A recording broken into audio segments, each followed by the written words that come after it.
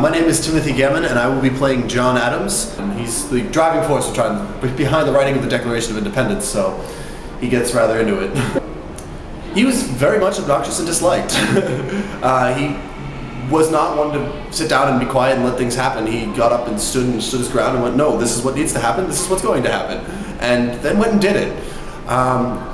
Very, very passionate man. But it actually turns out he's a distant cousin of mine, so it's kind of cool. I knew it beforehand, but I didn't know much about him beforehand, so I ended up finding more right after I got cast. I was like, oh, this is kind of cool. I saw it the same as any other role. There was a lot more history to him than I could have read about, so. I'm playing Abigail Adams, obviously the wife of John Adams. And how did I prepare? Well, read the script, which is wonderful. I also have been online and I've read some of the Adams letters. And what I find is a lot of the song that John and I sing together come right out of their letters. And I can only say, whether you're a history buff or not, it's worthwhile reading some of these letters. They're touching, they're beautiful. They had a real love affair as a married couple. It's really beautiful. And that has just been feeding me. You know, I'm so thrilled with the character, and she's such fun to play.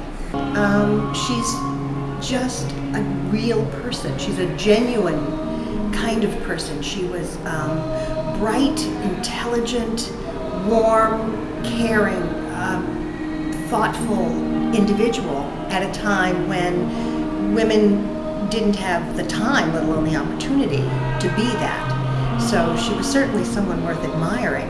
Because it's good to know the history of this particular event, and it's a really great show. It's funny. It's got some very tense moments, and it's history. It's pretty much what happened in the birth of the Declaration of Independence and this country.